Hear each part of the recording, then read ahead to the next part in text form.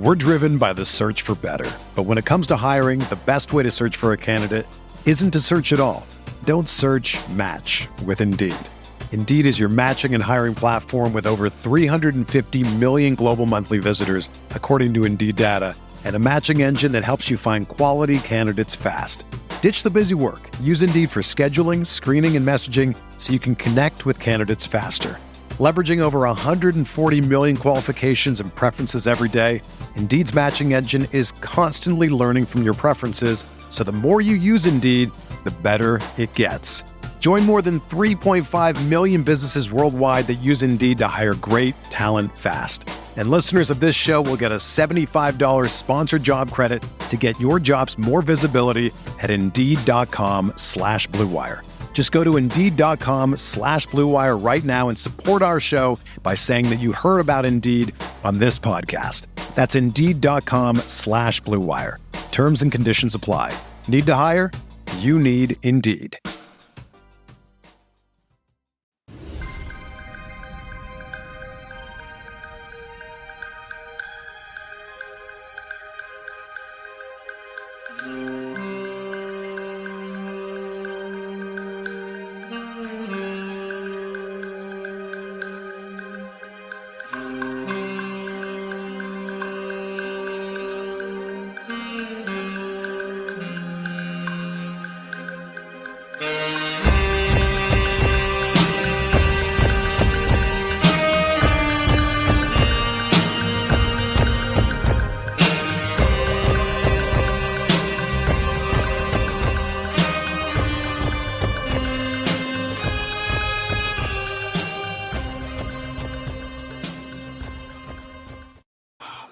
Hello, Mavs fans.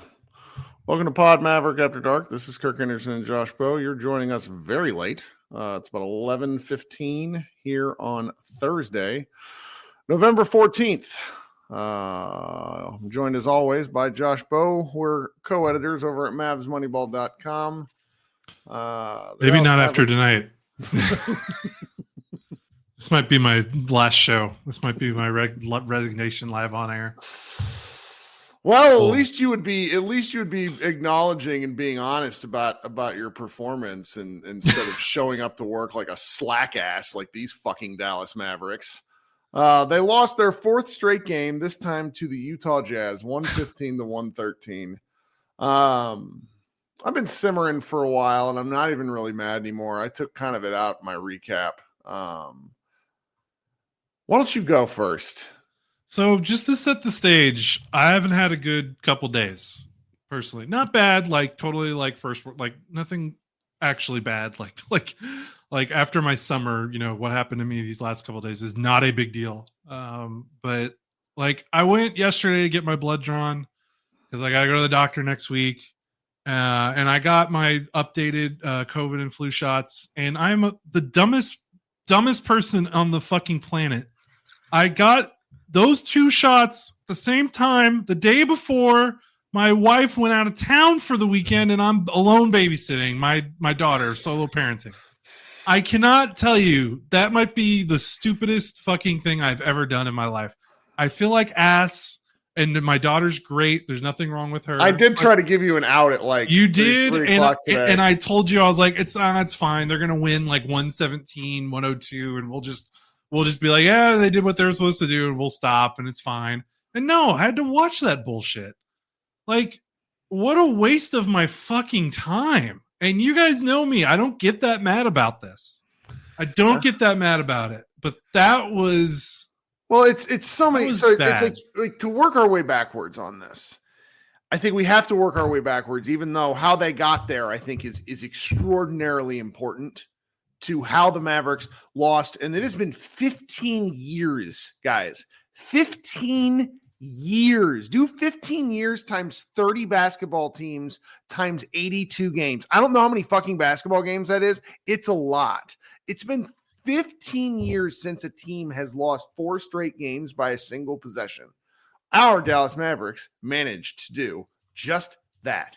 And they did it on a final play where, as you're watching it, I don't know who's bringing the ball up for the floor of the Jazz. Luka bumps into John Collins, his man, and let me just emphasize this again for the morons in the back. John Collins, his man, not anyone else's, Luka Doncic's. Luka Doncic's man, for anyone that can't understand English or understand how basketball works, because I was shocked at the number of people, including the Dallas Mavericks broadcast, that weren't willing to say this was what happened. Luka was looking towards the sideline and towards the corner. Sean Sweeney's clearly trying to communicate something to them. And Luka nearly steps to the 3-point line. Okay. John Collins is on the block. Actually, he's kind of in the short corner. And who was it? Was it Jordan Clarkson in the corner? I think no, Jordan's the one who passed it to him. I don't know. I'm guessing it was Keontae George or Colin Sexton. Colin Sexton maybe looking to come off a curl, and I don't know if they thought they were supposed to switch. Luka talked about it post game and took all the blame, which that's what Luka does. That Luka is good about that. He very rarely doesn't take heat that he should take. And Jordan Clarkson rifles like a 45-foot pass. It's the kind of pass that you see in a child's rec league game. I'm sorry. Like, this was heinous for a game-winning dunk. Yeah, I think he was trying to cheat what guard was going to I think he was like, Collins is going to set a down screen for whatever guard was in the corner, and he was trying to cheat it, and he got burned.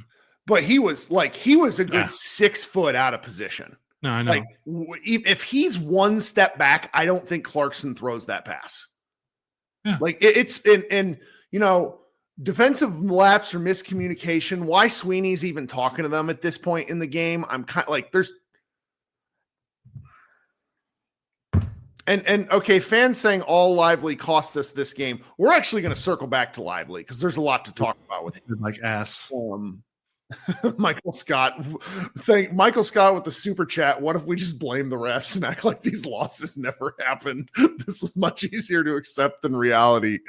Look, guys, I just sometimes you're in the shit, and hopefully in February, March, and April we'll be looking back at this and we'll be able to say, okay, you remember how bad this was, how much this sucked, but that doesn't make it any easier to. In the moment you're still allowed to call a spade a spade. Like, what the I don't care if they win 10 games in a row after this. Like, I don't get the time back. Like, I could have done a multitude of things that I would have rather done than watch that joke of a game. And and you know me, like, there was no one. I don't know if there was another person that was like tooting this team's horn in the set, like, for most of last season and the playoffs. Like, I was like, once they got on that little winning run, they made the trades. I was pretty early in planting my flag and being like, guys, this team is awesome. Like, they are going to make a run. Like, and I repeated that, and they made that finals run, and I predicted them to win, most of the series that they won. So, like, I feel like for me to get this mad about it is like, because now I'm like, did they just spend all summer like thinking, yeah, we were that fucking awesome, right? Yeah. Like, did they get high on their own supply? Like, what the fuck are they doing? Like, I don't know if people understand how bad the Utah Jazz are. This isn't a normal bad team. This is a very bad team who, by the way, a bad team at full strength, missing their best player, Lauri Markkanen, for like the final 3 minutes of the fourth quarter, and they still couldn't pull it out. Yeah. This is a team that their average differential, I think, before this game was they were losing games by 13.3 points per game. I mean, and this is an organization that has no intentions of winning. You can see it. Oh, I mean, they arguably tanked that fourth quarter.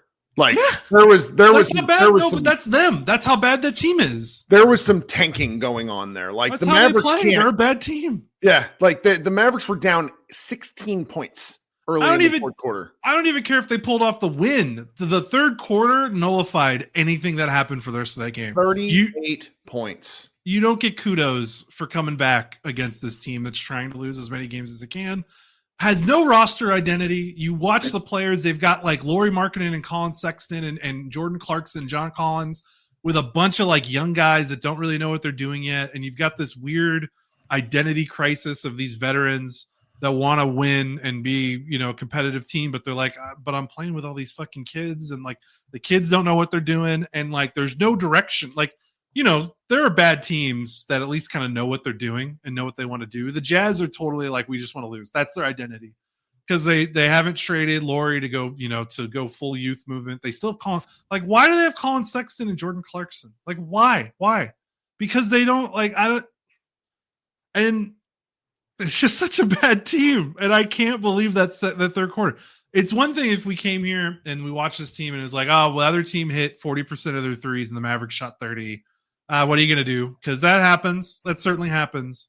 But that third quarter was abysmal effort, abysmal body language. That's the part that I'm like, did you guys just think you could, after what you did to get to the finals, did you think you guys could just fucking walk out on the court and that was going to happen again without recapturing that same intensity that let you go on the run that you went on in the first place?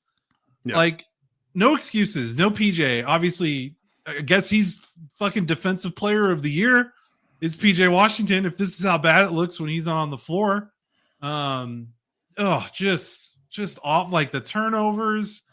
Do you remember that play where Najee passed it into Daniel Gafford's back in the third quarter? Like, clown show third quarter. Like, it was just like, do you guys want to be here? No.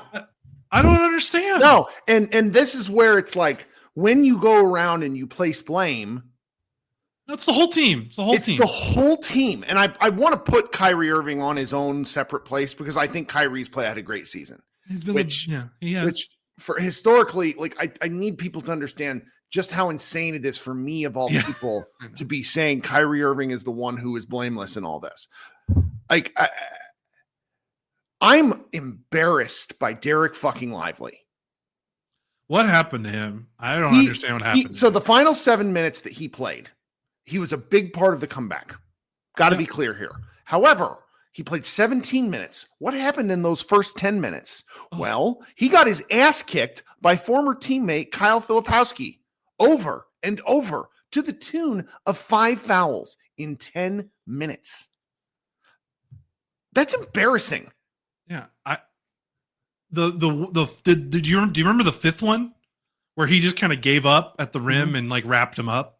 I was like, what are you doing? He put it, and it's like that. The fifth one was the most obvious of the fouls he committed that night, and it's like, dude, you have 4 fouls in the third quarter. What are you doing? It was like he gave up on the play, which is so weird because we know that that's not what this dude like.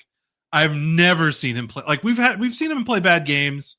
He had a bad game. He had a bad game against Warriors. He was like, but this was like, this was like he got monstered. Like I don't understand. Like he didn't know how to put 2 feet in front of the other. It was, or 1 foot in front. Well, this is what Pete in the comments made me laugh. Where he said, we got geniuses in here asking him to play 30 minutes a night. We need to trade for a real center. Like there's got to be a little bit of a middle ground here because Lively was absolutely excellent in the playoffs last year. He is probably the second best, the most important reason why the Mavericks went to the finals, other than just the team defense is there, but he has not adapted whatsoever to the different kind of physicality that we're seeing. Right. Yep. Absolutely. But then there's also, and this is more important to me, if you're watching where his fouls are happening, someone's getting whoever is driving past him because these fouls are happening 15 feet away from the basket. That's what's pissing me off. Where Kyle, again, Filipowski, hopefully I'm saying his name right, is getting on his hip with one dribble. You've got to be able to play in space better than that, and he has. We've seen him do it. But what he's doing, in my just kind of uninformed opinion here, just from what I'm seeing, is I think he's block baiting, where he's trying to let people get past him so he can block from behind.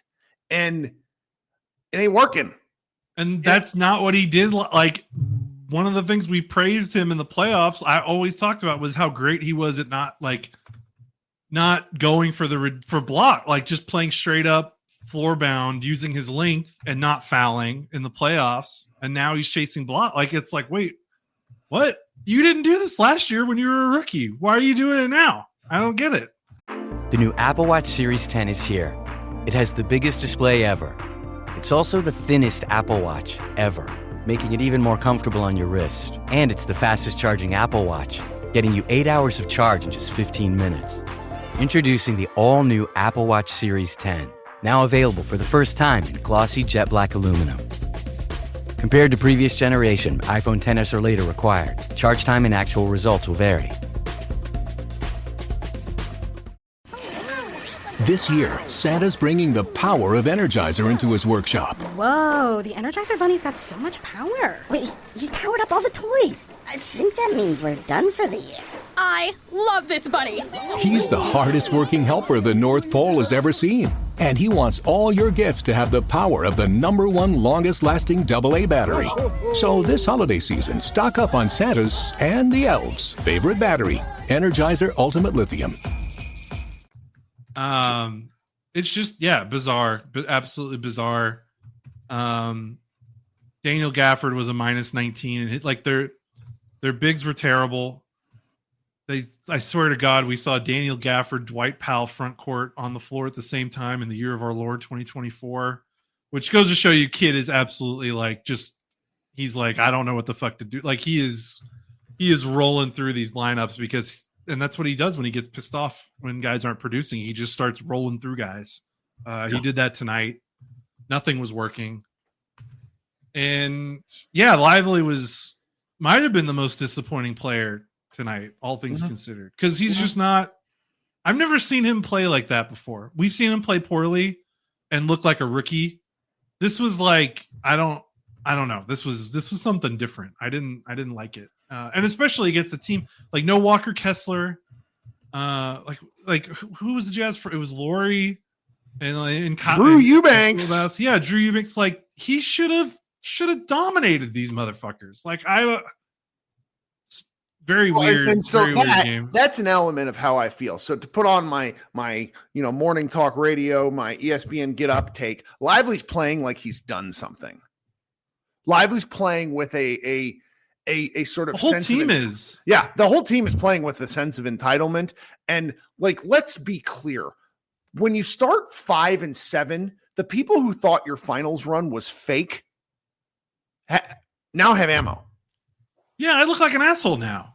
And that's the most important thing because I'm the protagonist of this story. I put everything. I was very much on board with what this team was doing, and I felt like I was ahead of the curve. And now I'm like, I mean, they're going to be fine. I think. I totally understand if no one wants to hear that right now, but presumably they're going to be okay. Presumably they're going to figure out what's going on, and just. By pure luck, they're not going to lose every single one of these clutch games. That's going to just turn around. Just even if they don't play better, if they keep playing these clutch games, I would presume that the coin is not going to keep flipping the wrong way for them. Otherwise, it's just not their year. And the basketball gods have decided their fates. They entered this game with the 8th best net rating on cleaning the glass. It's the last 3 losses were not. They're not positive games. When you lose, it's not great. But those were 3 Phoenix, Golden State, Denver are 3 of the best teams in not only in the Western Conference in the NBA. It's not if they would have mixed in the Orlando game and the Chicago game in between those 3 losses, I don't think people are, losing their minds about because it's not a losing streak. It's not terrible to lose those games, close competitive games when you're still injured and you're still missing starters. But then this is the one you can't explain. This is the one where it's I don't even know how it's possible to get down 16 to this roster. I really don't. I mean, John Collins eats the Mavericks alive and has every time, no matter what team he's playing for. Insane. And Laurie that's didn't even have a good game, and he's their best player. That's look at the box score. Laurie Markkanen had the least amount of points in their starting lineup. So bad. Are you kidding me? So bad. He had 13 points. Yeah. Collins had 28. Filipowski 14. Colin Sexton 16. County George 14. You didn't even get beat by the one guy on this team that's really good. So you want to know something fun? I was doing some deep diving, just looking at some of the guys that Jason Kidd's putting out there on the floor. And let's be clear, tonight he played some wild lineups, but you're missing Kyrie Irving, you're missing PJ. Daniel Gafford went to the back for whatever injury that he had. And shout out to Klay Thompson for shooting a contested 17-footer dribbling up the floor and apparently not seeing Gafford lying on the ground. Like, that was absolutely insane. But so he keeps, I was just looking up random stats because things were starting to bother me. And like, we're heading towards the tail end of the show here. We're not going to do a very long one. I'm going to host a group therapy for anybody who wants to get up here and talk some shit. Because I think we should get this out of our system. Purge it. Purge your takes. Because I mean, we're not the coach. We're not the one thing that I want to make just probably get out of my system is no matter what sort of like trade ideas people are throwing out there, teams don't make trades before the 40 game mark. They don't fire coaches. Like things like this just don't happen 12 games into the year. So like what we should do, in my opinion, is like just rage, get it out, and then get ready for the back-to-back the Mavericks play Saturday, Sunday. But what I was going to say is I was just looking up some random data points. Spencer Dinwiddie has the exact same number of made shots and turnovers this season. Jaden Hardy has one more made shot than he does turnovers. And then he has the exact same number of assists and turnovers. Spencer has 19 assists to 14 turnovers. So it is what it is. And these are the guys that Kidd keeps playing together. Like, he keeps playing these two, and they look like, what's the term in wrestling for the guys that always get beat? Like Jobbers. Yeah, they look like a tag team jobber combo that he throws out there to get fucking wiped. Local talent. And Hardy is hilarious in that he will do, like, he made a thunderous dunk in traffic, like, awesome play. And then like the next three shots that he takes are all ass. And it's like, my brother, what are you doing? Yeah, Kidd was scrambling with his bench. And to be fair, like, I don't know what he's supposed to do either. I just like, can we play Hardy and Spencer together? They gotta space this out. That's bad. Yeah, they gotta figure that part out. But yeah, that's 17 turnovers. How many of them were like really bad? Like, just embarrassing. They had 7 in the first quarter. Like, that was the only reason they were winning is because they went like 5 for 10 from 3, I think. Yeah. They shot 50% from the game. I mean, and then the Jazz shot the Jazz, who can't shoot. Like, I can't emphasize enough, it's not a good team. They had 54 points in the paint. Like, they had 54 points in the paint, and they shot 38% from 3. It's like the same thing that happened against the Warriors and the Nuggets, but this is the Jazz. Those are the Warriors and the Nuggets. So like, I could write it off in my head, but like, holy crap, points conceded off. The Mavericks gave up 24 points off they gave away 24 points off their 17 turnovers. That's bad. 54 points in the paint, like I said, that's bad. The Jazz had 16 offensive rebounds despite missing one of their better front court players. Bad. They somehow lost the game. They had 11 steals and 10 blocks, and they lost. Yeah. Don't think you're going to see too many games, NBA teams lose games when they have 21 combined blocks and steals. Yeah. I don't know. I don't know what's going on. It's bad. You know, Luka is starting to wake up offensively, although his 3-pointer is just, it's not there. It's just, I don't know where his 3-pointer is, but it's not here. He's cooking a little bit inside the arc, which is nice, but then he had awful turnovers, and he had like the terrible defensive possession that loses them the game. I did think it was funny that the 2 final possessions of the game before the Mavericks last one, which we didn't even talk about, which Najee Marshall missed a 3 in the corner after Luka kind of posted up at the free throw line, which is bad. That might be like one of the best things that happened in this game was a missed shot, because it wasn't just a step back Luka 3. Like, they actually did something different. That shows you how bad this game was. But Kirk, I don't think you could find consecutive worse defensive clutch possessions than the one the Mavericks had to tie the game, where the Jazz doubled Luka using Klay's man 1 pass away from Luka. Like the stupidest, most brain dead thing I'd ever seen, only to get topped by the Mavericks' next defensive possession where they give up a dunk off one pass, in a tie game with 6 seconds left. Like just spectacular stuff. I don't want to do this, but somebody shared a clip from the baseline videotaping Jordan Clarkson's face. And when he sees Collins open, his eyes get like as big as dinner plates. Yeah. Cause it's not Jazz certainly didn't run that up. Like they didn't do anything. Like they didn't set a screen. They got a game winner out of nothing. Yeah, it was like taking candy from a baby. Like, I so love Twitter, man. Somebody who follows me, like Guy follows me, replied to my recap post and said, "No one is going to read your shitty article."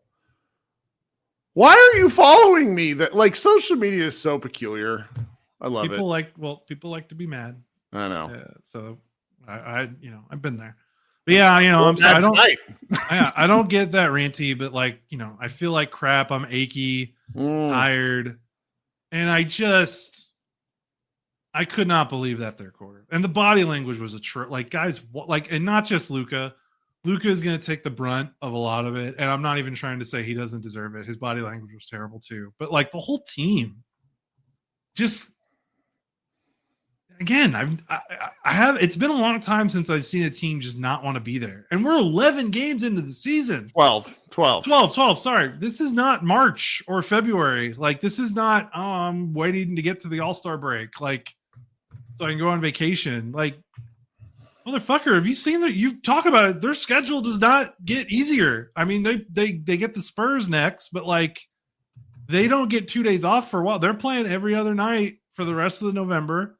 They got who they got? They play the Timberwolves, they play the Clippers, the Grizzlies. I mean, not some of these teams are really scuffling. Like there's not a murderer's row here, but they're playing every other night. So they're not going to get like a day off or like a practice day off or whatever, but like they got to start stacking some wins. And I just, if PJ comes back and everything's fixed, that's great. But like PJ should not, I don't know. I guess he's the best defensive player on the roster. I don't know. Like that's my main takeaway from this game. I guess I don't know. Like buy PJ stock, I guess, because he is that crucial to the team. And I don't know. Do you have anything else? I don't know what else to say. Just a waste of time. No, I don't have anything else to say. I just think this is worth saying out loud. I don't just because it's actually kind of a good question. I'm not going to go to Blue Sky for 2 reasons. Number one, I don't want to follow a new thing. Number two, kind of for our purposes, and I wrote this in the chat, and this is the way it goes. After 15 years, Twitter has 200 million users. Blue Sky has however many Blue Sky has. When it comes to like audience stuff, 10% of Twitter users make up 90% of Twitter content. So that means 90% of the people might check in every great once in a while. Yeah, most people lurk on Twitter. Right. Or they lurk or they're just not on it. Like I have 20,000 followers. I would bet 8,000 of them are real and active. I would bet 500 actually see my tweets. Right. Yeah. So it's like those 500, including like people that join this from Twitter and whatnot, I want them actually to be able to see my stuff. I mean, you joined Blue Sky and you already have like 450 bot followers. Like that's not something I'm interested in is all. That's fine. Yeah. That's fine. I don't need one more thing to manage is really what. Now, if there was way back in the day, there used to be APIs where you would post on one site and it would post elsewhere. Like when I post on Facebook, it posts on Threads against my wishes. Facebook's like, we're getting this motherfucker. Yeah, I don't care. No, it's really something. Okay, all right. So we're gonna go to a second show. That my man Brian's already waiting. I hope more of you join and talk. Get it out of your system. That's what I think. Right. It's we can't do anything about it. Like you read Jason Kidd's post game stuff, and he's just it's like this is just another game to these guys because it is like they are always like it drives us crazy. We're supposed to live moment to moment. That's what fanning is. Well, he already pulled the I'm pissed off card after the Denver loss, which was that's right. And it apparently didn't make a difference. Right. You can't be mad after every game to the media because that eventually gets old. So Yeah, I'm not surprised he had a different temperament. Yep. All right. Well, have fun with the fans. I hope people come up. I know it's late. I know, me too. Me too. Gotta get out of their system. So, all right. All right, we'll be right back. I'll go. Bye. Bye.